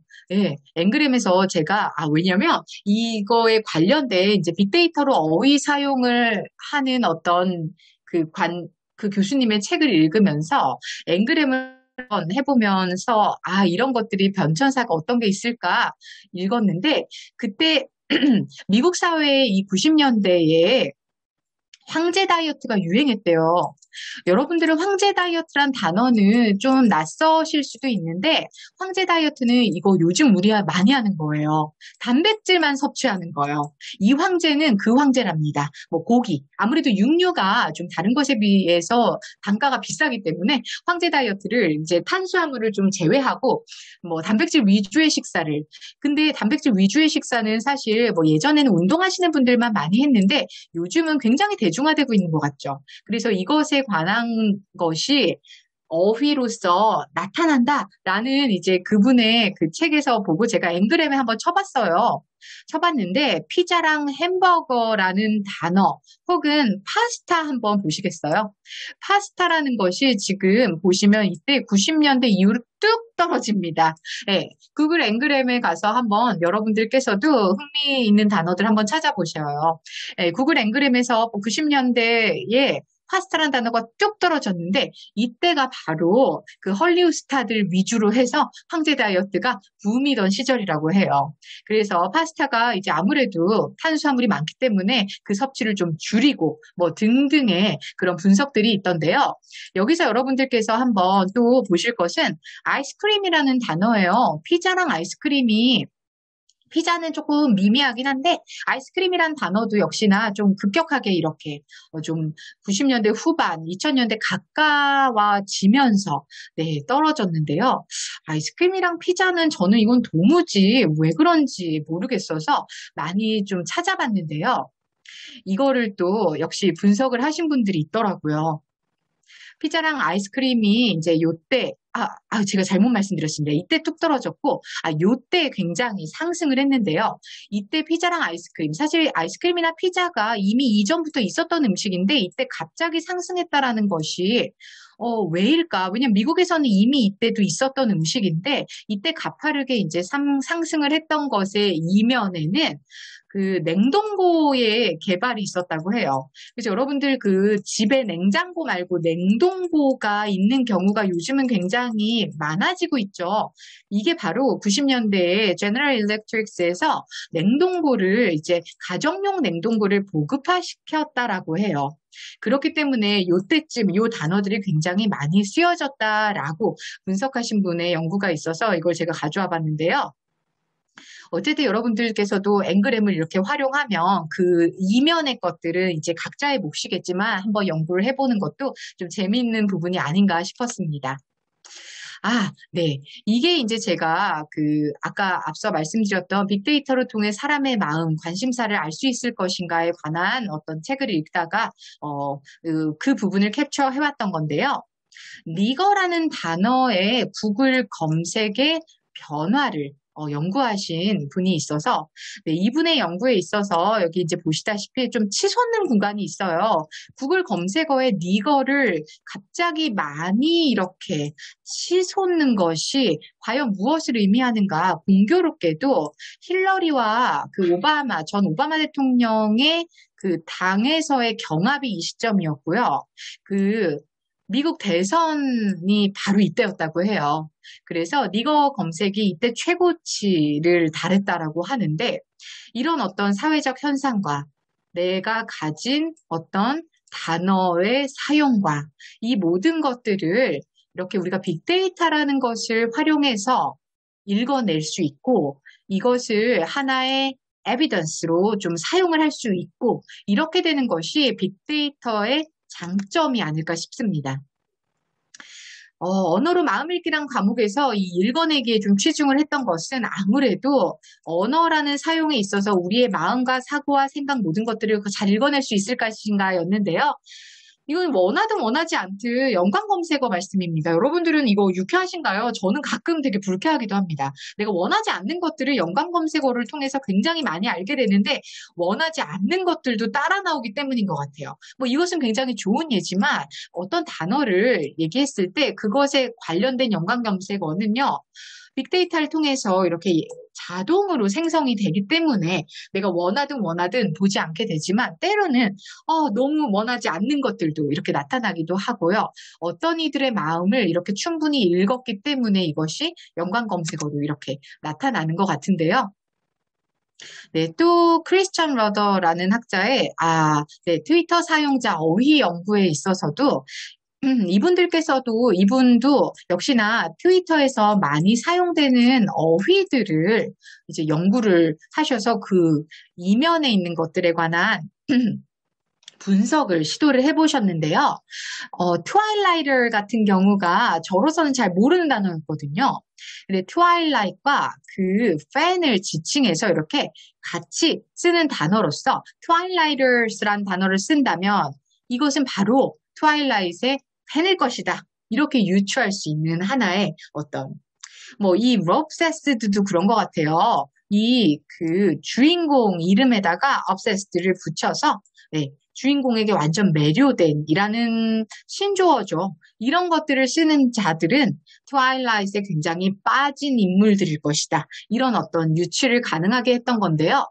즉, 어떤 어휘를 쓰느냐에 따라서 우리가 모든 것들을 백그라운드에 있는 우리 마음속에 깊이 때로는 있는 모든 것들을 이제 읽어내는 것에 있어서 그러면 이런 언어적인 것들의 분석이 좀 다른 것에도 쓰이는 면에는 어떤 것들이 있을까라는 것을 이제 한번 보다가 재미난 연구를 한번 찾아봤습니다.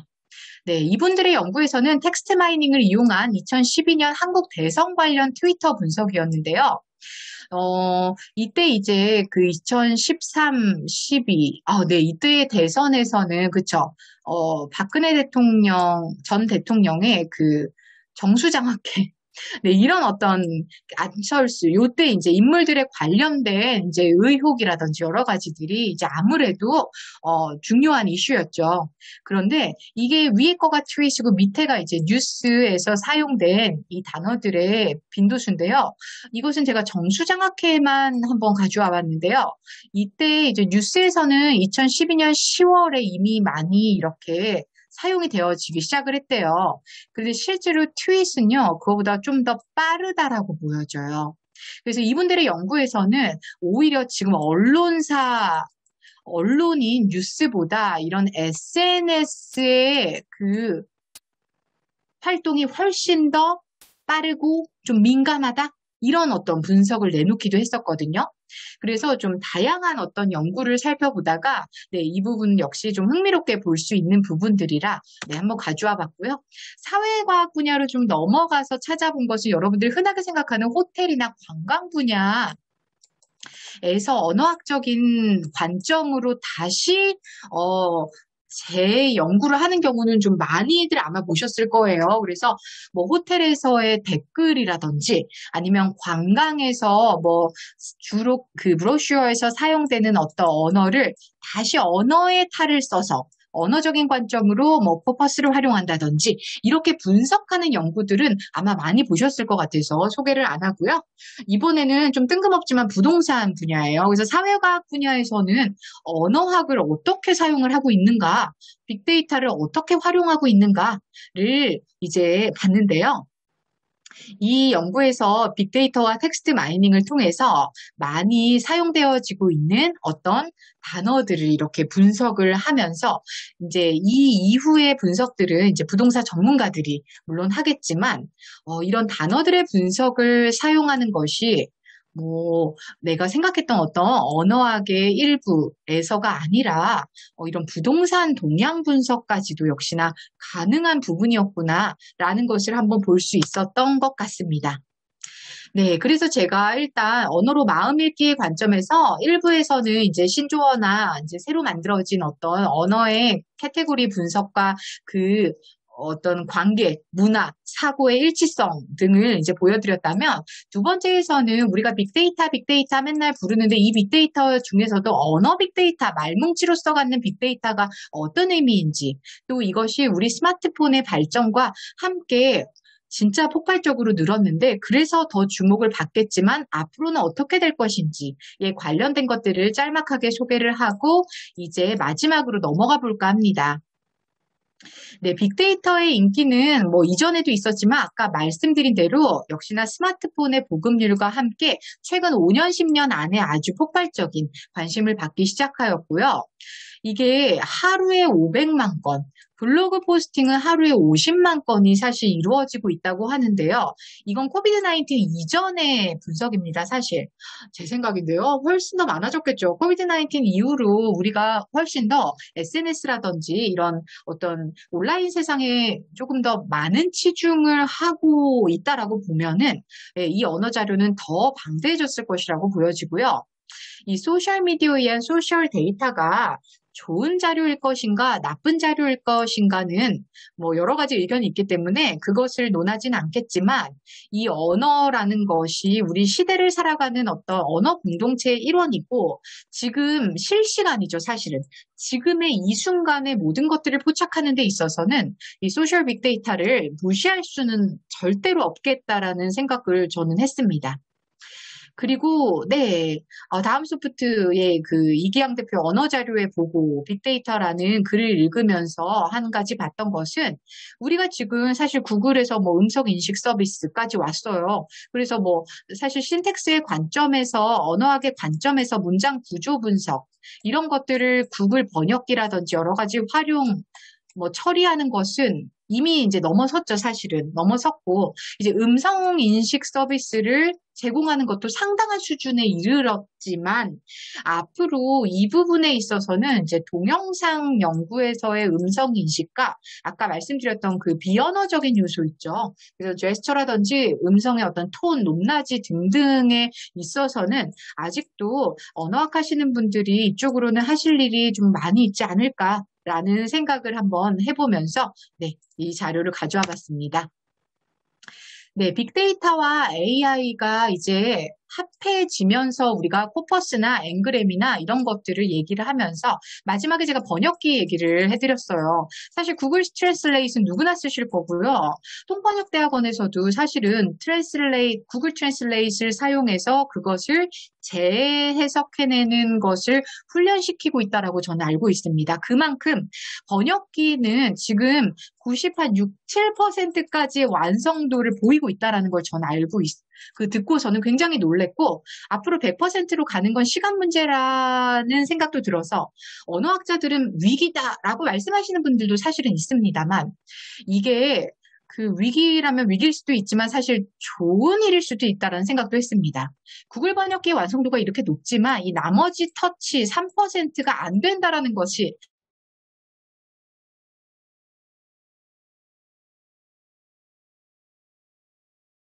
아니 지금 번역기가 이렇게 잘 돼 있는데 영어 공부를 왜 해야 됩니까? 라고 물으시는 분들도 참 많은데요. 영어는요. 그래서 더 해야 된다라고 저는 학생들에게 항상 말을 해주는 이유가 이 96, 97% 뭐 영어로 모든 문서를 만들거나 이력서 자기소개를 쓰는 거에 있어서 누구나 비슷하게 96%까지는 만듭니다. 하지만 역시나 나머지 마무리가 안 되면 모든 것이 도로와 위타불이 될 수 있기 때문이었는데요. 그것에 관한 얘기를 역시나 안 할 수 없을 것 같아서 AI 얘기를 번역기 위주로 기계 번역과 초월 번역 쪽으로 조금 넘어가서 이제 그 마지막으로 들어가 보겠습니다. 기계 번역은 물론 제 전공 분야 아닙니다. 그래서 이제 그 발달사를 찾아보기 위해서 또 공부를 해봤는데요.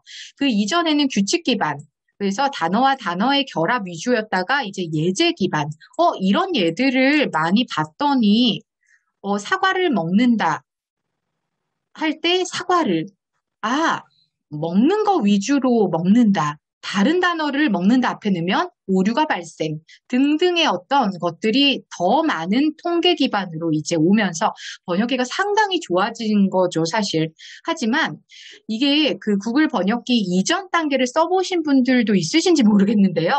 진짜 말도 안 될 정도로 그 마이크로소프트 빙 같은 경우가 이제 뭐 90년대의 번역기였던 것 같아요. 저도 당시에 써보진 않았지만 이것을 찾아보면서 한번 이전 어떤 번역 자료들을 봤는데요.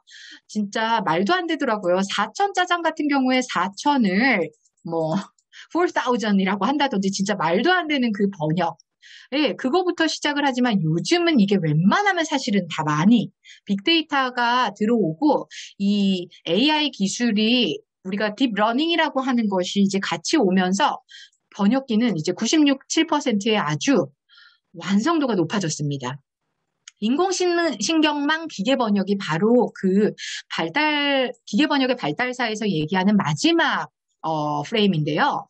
2016년 하면 좀 뭐가 떠오르실지 모르겠지만 알파고와 우리 이세돌 그 바둑 그 대결이 있었던 그 시점 전후로 해서 2016년이 인공지능의 어떤 중요한 어떤 시기였다라고 많은 분들이 이야기를 하시더라고요. 그래서 이때 이제 AI, 우리 뭐, 사실 학회에서도 항상 AI를 위한 뭐 언어, 뭐 여러 가지 이제 슬로건을 내걸고 있긴 한데 이게 과연 무엇을 얘기하는지를 이제 번역 쪽으로 한번 찾아보기 시작을 했습니다. 구글에서 제가 직접 한번 번역기를 해본 거예요. 지금 가장 중요한 것은 우리가 힘을 합쳐야 한다는 것입니다. 그렇게 복잡하지 않은 문장이지만 이것이 제가 알기로는 몇 년 전만 해도 이 정도의 완성도를 보이지는 않았었습니다. 하지만 아까 말씀드렸던 대로 2016년 이후로는 굉장한 완성도를 보이기 때문에 뭐 그렇게 무리 없는 수준에서 문장 구조가 잘 잡히고 여러 가지 단어들의 선별이 나쁘지 않습니다. 하지만 첫 술에 배부르랴를 한번 제가 구글 번역기에 넣어봤어요. 첫 술에 배부르랴는요, 우리 속담이죠. 굉장히 여러 가지 그 의미를 갖고 있는데, 첫 술에 배부르랴를 구글 번역기에 넣었더니, I will pay for my first drink. 이 의미가 전혀 사실은 전달되지 않는 걸로 보여집니다. 그래서 아까 말씀드린 대로 여러 가지 우리가 96, 7%의 그 높은 구글 번역 완성도를 아직은 하고 있다고 해도, 우리의 이 나머지, 즉, 인간이 할 수 있는, 인간의 사고, 우리의 고유한 어떤 우리의 내적인 부분에서 해낼 수 있는 것들은 작다면 작고 크다면 크겠구나라는 생각을 하게 되었는데요. 이것도 제가 수업 시간에 필요해서 찾아보다가 2021년 4월에 제가 번역기에서 캡처한 건데, 나 말리지 마. 이 얘기를 우리가 이제 영어로 해야 돼요. 지금 나 말리지 마를 얘기해야 되는데, 번역기에 넣었더니 don't dry me. 진짜 나를 dry, 말리지 마. 이렇게 아직도 이제 구글 번역기에서 얘기를 하고 있습니다. 이래서 번역을 제2의 창작이라고 하는, 즉, 창작이라는 단어, 이 크리에이티브 하다라는 것이 제가 맨 마지막에 말씀드릴 그 융합과 상당히 좀 겹쳐지는 부분이 있습니다. 그래서 우리가 창의력을 갖는 것, 나의 아이덴티티를 갖는 것, 어떤 문제에 인식을 하게 되는 것, 이 모든 것들이 융합학문에 있어서 가장 필요한 것이다가 사실 오늘의 결론입니다. 그래서 이러한 단어들을 한번 중점적으로 봐주시면서요. 한번 같이 생각을 해볼까요? step down이란 단어를 한국말로 여러분들께서 고쳐보신다면 an attorney general step down, a famous star step down, a president step down. An army general step down. 뭐 그냥 나 할게요. I step down. 내가 버스에서 내렸다. 버스에서 하차했다. 법무부 장관이 하차했다. 유명 스타가 옷을 벗었다. 장관님께서 하야했다라고 우리도 하죠. 특히나 군 쪽에서는 하야. 하야나 하차. 뭐 대통령이 하차했다. 옷을 벗었다. 관직에서 물러났다.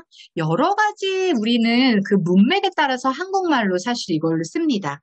영어로 스텝다운이라고 쓰지만 우리는 이것을 분명히 그 행위가 누구에 의해서 이루어지느냐, 그 상황이 누구냐에 따라서 사실 여러 가지 단어를 쓰는데요. 이것이 바로 번역기가 아직은 완벽히 해줄 수 없는, 즉 우리가 이것은 우리의 사고체계 내에서 우리의 능력이라는, 온전히 능력이라는 얘기가 될 것 같아요. 그래서 초월 번역, 이것은 아직 학제적으로 자리 잡은 단어는 물론 아닙니다. 여러분들 초월 번역, 뭐 초월 통역, 요즘은 많이들 들어보시겠지만 이게 이제 아직 아카데믹한 필드에서 완벽히 자리 잡은 단어는 아니지만은 한번 봐주신다면, 박물관이 살아있다라는 영화 누구나 보셔서 아마 아실 거예요. 하지만 나이 됐던 뮤지엄이 원래 영어 제목입니다. 원래 수입했을 때 이 영화의 제목이 나이 됐던 뮤지엄인데요. 이것을 박물관의 밤, 깊은 밤 박물관에서 굉장히 영화가 이상한 쪽으로도 흘러갈 수 있을 것 같은 느낌도 드는, 하지만 정말 각고의 노력 끝에 이것을 담당하시는 분께서 박물관이 살아있다라고 했지만 이것을 흥행에 저는 큰 역할을 했다라고 생각을 합니다. 우리가 이게 초월했다라는 초월 번역의 하나인데요. 인간만이 할 수 있는 어떤 능력이 될 것 같아요. 제가 오늘 여러 가지 얘기를 굉장히 얇게 다양하게 지금 하고 있는 중에 여러분들께서 그래도 한번 생각을 해보셨으면 좋겠는 것이, 우리가 만들어낼 수 있는 인간의 이 고유한 능력, 사고로 인해서 나올 수 있는 언어, 이것을 우리가 핸들할 수 있는 능력을 고유하게 가진 어떤 지구의 생명체로서 여러 가지 빅데이터를 활용한다면 더욱 좋은 쪽으로 가지 않겠느냐, 훈훈한 마무리가 물론 오늘 있을 것입니다만은 한번 생각을 해보신다면 이런 거에 있어서 우리가 마스터피스를 띵작이라고 번역했을 때 왜 훨씬 더 뭔가 와닿잖아요. 뭐 띵작은 정확한 표준어가 아닙니다. 뭐 이렇게 얘기하시는 분들도 있을 수 있겠지만 상당히 재미있는 언어 유희이자 이만큼 와닿을 수 있는 건 없는 것 같아요. 그래서 말씀드린 대로 벤자민 버튼의 뭐 거꾸로 시간은 간다, 이것도 원래 영어 제목인 Curious Case를 그대로 활용하는 그런 뭐 무미건조한 어떤 번역을 했다라면 이러한 명작이 좀 한국에서의 인지도, 영화적 인지도가 없을 수도 있었겠다라는 얘기를 하면서 우리가 결국 융합학문이다, 뭐 여러 가지 시대적인 것이 멀티플레이어를 원하지만 궁극적으로는 우리가 어떤 것들, 뭐 창의성도 있어야 되겠고 깊은 어떤 직관도 있어야 되겠고, 글쎄요, 뭐 과거의 세대보다 요즘의 세대가 훨씬 더 전문가로서 많은 것들을 더 요구받는다라는 뭐 의견들도 있고요. 여러 가지 관점에서 한번 생각을 해보신다면 좋을 것 같습니다. 영화 기생충에서 얘기를 몇 가지 더 이어나갈게요. 짜파구리랑 기생충에서 서울대학교요. 여러분들 요거 이제 보신 분들도 있으실 텐데 이거가 어떻게 번역됐는지까지는 미처 캐치를 못하신 분들도 있을 수 있겠습니다만, 일단 봉준호 감독의 그 통번역을 담당했던 샤론 최를 아마 한 번쯤은 다들 들어보셨을 거예요.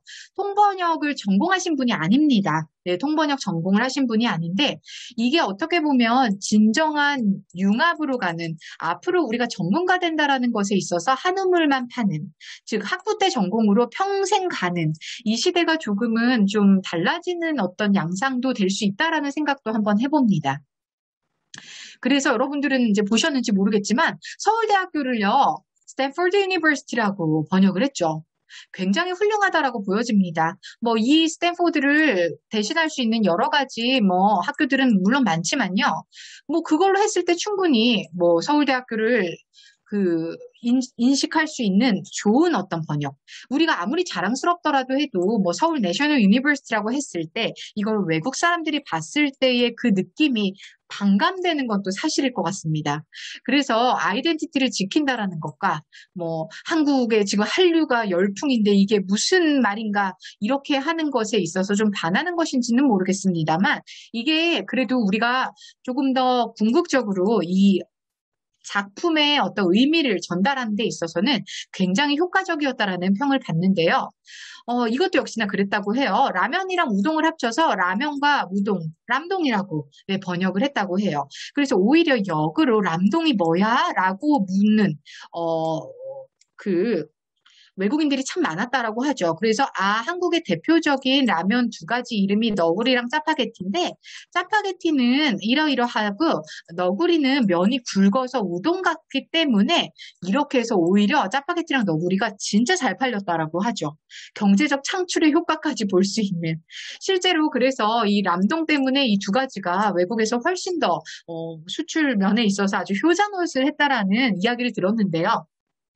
어쨌든 우리가 이 모든 것들이 단어 하나를 쓰는 것들이 어떠한 가치 창출이 있을 수 있을 것인가를 생각을 하자면 아까 초반에 제가 말씀드렸던 대로 굉장히 어렵고 복잡하고 힘들게 느껴질 수도 있어요. 막 융합에, 통섭에, 막 모든 것들을 우리가 다 하려면 너무 어렵지만 아주 원초적인 관점에서 생각했을 때 우리의 그 인문이라는 단어를 제가 그래서 사실은 드리고 싶었던 것 같아요. 우리의 눈과 우리의 마음과 우리의 그 생각으로서 다시 이런 것들을 바라보는 거죠. 그래서 이거를 그냥 좀 진정성 있는 관점에서 바라봤을 때 이런 것들이 굉장히 이제 화두가 되는 것들, 그런 것들을 한번 생각을 한번 해보면 좋겠다 해서 여러 가지 자료들을 제시를 하면서 후반부로 가는 데 있어서 재미난 뉴스가 있었기에 이것도 소개를 하고 넘어가요.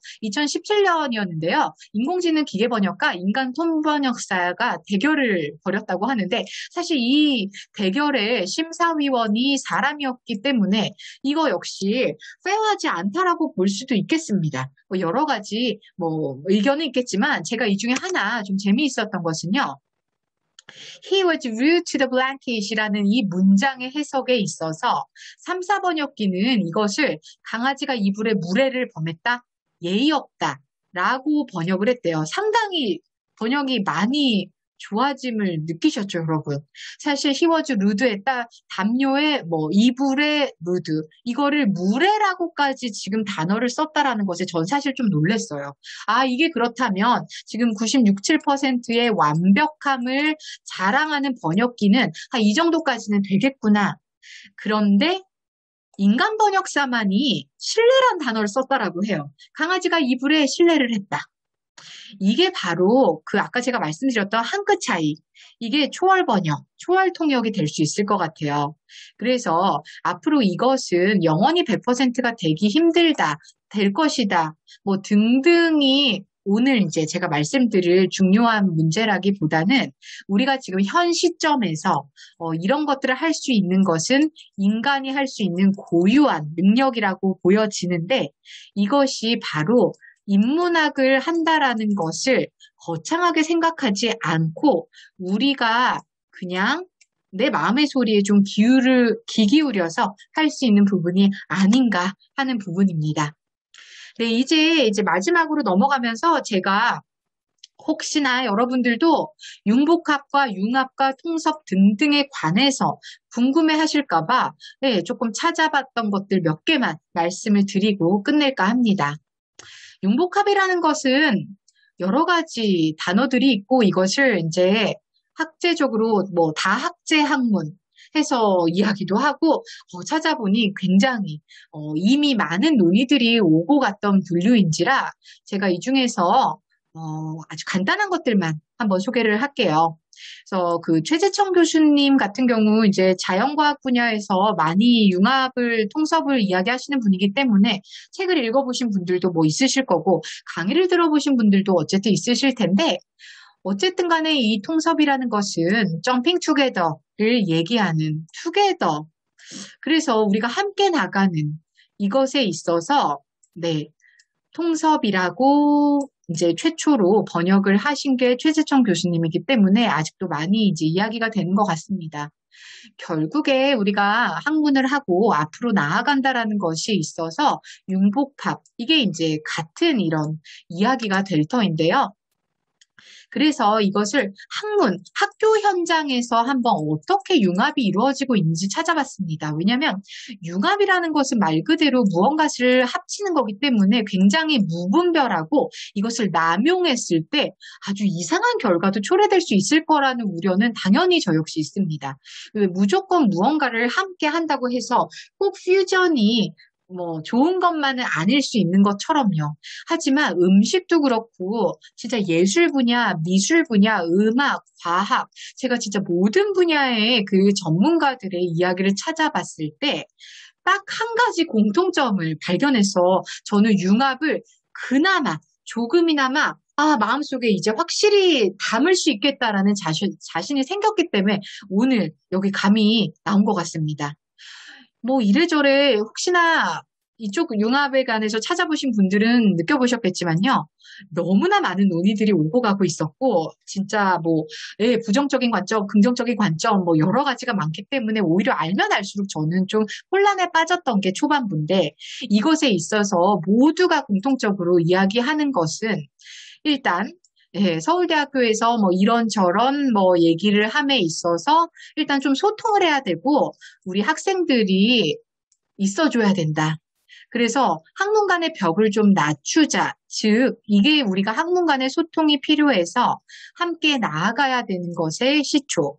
또 다른 학교에 한예종 계시는 교수님은 이게 우리가 창의성. 그래서 모든 것에 있어서 과학 플러스 인문학, 예술 플러스 인문학, 사회학 플러스 인문학, 모든 것에 인문학이 들어가고 사실 인문사회과학대학 안에 계시지 않습니까? 여기 계시는 모든 분들과 저도요. 인문사회과학대학에서 저도 근무를 하고 있는데 내가 도대체 무엇을 하는 것인가? 가끔 혼란이 올 때 생각을 한번 해보면 내가 그래도 흔들리지 않고 나아가야 되는 부분에 있어서 내가 입문한다라는 것이 어떤 것인지 오늘 결론에서 이제 얘기를 하겠지만은요. 이런 것들이 내가 기존에 이제 한 가지를 깊이 팠던 거, 이거를 하지 않겠다라는 것이 아니라 이것은 이거대로 너무 중요해요. 제가 왜냐하면 이 마지막 부산대의 그 성공 사례라고 들었습니다. 나노융합공학과요. 가장 그 학생들이 뭐 선호하는 그 분야 중에 하나라고 제가 들었는데요. 이 나노융합이라는 것이야말로 이 모든 것의 그 융합의 결정체라고 저는 들었습니다.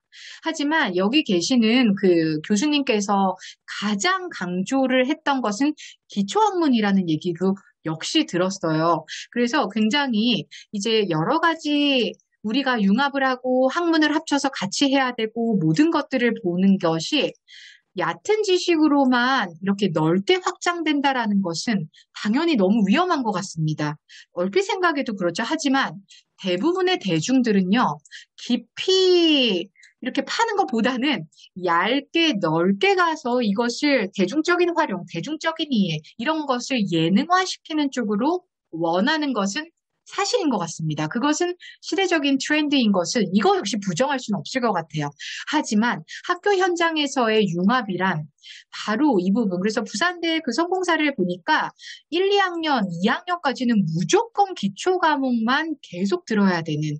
그래서 미국의 주요 메이저 학교에서 하는 것처럼 아주 바람직하다라고 보여지더라고요.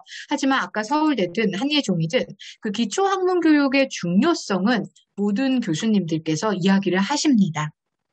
이게 지금 우리 대학원을 살펴보면 어학적으로 이야기를 잠시만 틀어볼게요. 우리 어학에서 여러분들은 어떠신지 모르겠는데 사실 기초학문을 예전보다 덜 하고 있습니다. 신텍스 수강자가 예전보다 아마 덜 할 것이고요. 오히려 이 문학에서도 저는 이제 마찬가지라고 들었습니다. 그 기초적인 어떤 핵심이 되는 뭐 음성학, 그 다음에 시멘틱스, 신텍스 이런 기초학문에 관한 수요들이 점점 좀 덜해지고 있는 게 우리의 이제 현실이고 그런데 과학에서는 그런 것을 방지하고자 굉장히 이제 훌륭한 리더들은 기초학문을 탄탄히 하면서 이제 관점을 넓혀나가는 우리가 우리의 눈높이를 우리의 생각과 사고의 폭을 넓히는 것으로 가는 것이 제가 학교에서의 융합의 가장 바람직한 어떤 방향이 아닌가 이런 생각을 하면서 저 역시 아직은 이제 저보다 훨씬 선배 학자님들이 많기 때문에 초보학자로서 아직 가야 될 길은 너무나 멀고 험한데 내가 너무나 사랑하는 나의 전공인 이 신텍스와 언어학의 인문학까지 더해져서 이 모든 것들을 같이 어떻게 미래지향적으로 가지고 갈 수 있을까의 고민에 있어서 최근에 한양대학교 게임 관련해서 메타버스에 관련된 거 강의하시는 교수님 거를 또 강의를 한번 들어봤습니다. 그래서 거기서 근데 이제 게임 관련 강의라 대부분은 제가 게임을 하지 않기 때문에 잘 모르고 재미도 없었습니다. 하지만 컴퓨터공학, 게임공학에서도 요즘 무엇이 키워드인지는 알고 싶었죠. 그렇기 때문에 가봤는데요. 요즘의 키워드는요. 개인의 서사였어요. 게임 이론에서도 이게 하나의 언어가 되어서 내가 작가가 될 수 있는 그래서 메타버스가 우리가 저도 메타버스 전문가가 아니기 때문에 잘은 모르지만 나 혹은 어떤 아이덴티티가 있는 가상의 인물을 설정한다라는 것이 결국엔 이게 바로 인문학적인 눈이 될 수 있지 않을까라는 저는 연결고리를 찾아봤습니다. 뭐 어거지라면 어거질 수도 있겠지만 요즘 개인의 서사 요즘 각자의 눈, 우리가 아이덴티티를 심어서 다른 어떤 관점으로 세상을 바라보는 것이 게임 공학에서도의 중요한 화두라면 이것이 메타버스에서도 중요한 키워드라고 한다니 이게 그렇다면 우리가 교감을 통해서 진화를 해야 되는 그런 학자들이라면 이런 것들을 빅데이터, 인공지능, 빅데이터만 쭉 나열해서 끝 하지 말고 인공지능 기술을 활용해서 빅데이터를 이만큼 내가 모았어. 여기서 끝 하지 말고 우리가 이것을 인문의 눈으로 다시 바라봐서 재해석해서 새로운 어떤 가설이든 이론이든 새로운 에비던스를 증거를 또 대중에게 이것을 조금 더 순화시켜서 좀 좋은 얘기로 이렇게 해나갈 수 있는 것이 학자가 할 수 있는 가장 아름다운 일이 아닌가라고 생각을 해봤습니다. 그래서 마지막입니다. 진정한 융합학문. 제가 지금 아직은 융합이라는 것에 있어서 진정성 있게 하고 있는 단계는 아니고 아직도 저도 준비 단계이기 때문에 남의 말을 빌려왔습니다. 네, 미래학자 중에 한 분이시죠. 유명한 분 정지훈 교수님께서 학문의 통합이나 융합이라는 화두를 두 가지 접근법으로 이해하면 좀 편하다라고 해주셨어요. 즉 1번은요. 우리가 항상 듣고 얘기하던 것이에요. 다른 학문에서 접근법이랑 지식을 합하는 거, 이종 접목시키는 거. 하지만 학문을 수행하는 이 학자들이 이 사고를 좀 더 네트워크적인 사고를 해서 여기에는 빅데이터도 합해질 수 있겠고 내가 가진 어떤 기본기에다가 여러 가지를 외연을 확장시키는 거. 이것을 하는 게 앞으로 미래지향적인 융합학문일 것이다라고 칼럼에서 말씀하시는 것을 보고서 이것이 이제 제가 그동안 아까 처음에 말씀드렸던 부경대학교의 새로운 교양 과목 언어로 마음 읽기라는 것을 만들면서 언어학자로서 저의 부족함과 저의 어떤 새로운 호기심과 여러 가지를 같이 저도 스트러글 하는 과정들을 오늘 보여드리면서 하나의 교양 과목을 새로 만들고 이것을 아직 책으로 쓰고 있지만 이 데이터들을 내가 어떻게 받아들이고 사고하고 우리 학생들에게 조금 더 나은 설명을 해줄 것인가 그런 고민의 끝에 있어서 21세기의 휴머니티를 한다는 것 이것이 이제 우리가 항상 다 듣는 말입니다. 알매 연대와 삶의 연대 이게 우리의 사고의 전환 그 중심엔 인간이 있어야 하며 이런 존중과 또 아까 말씀드렸던 크리에이티브한 어떤 창의성과 또 학문적 진정성과 나아가서 통찰력과 어떤 인식들 여러 가지 키워드들을 항상 모든 분야에서 다 듣고 있는데요. 그 모든 분야에서를 한번 볼게요.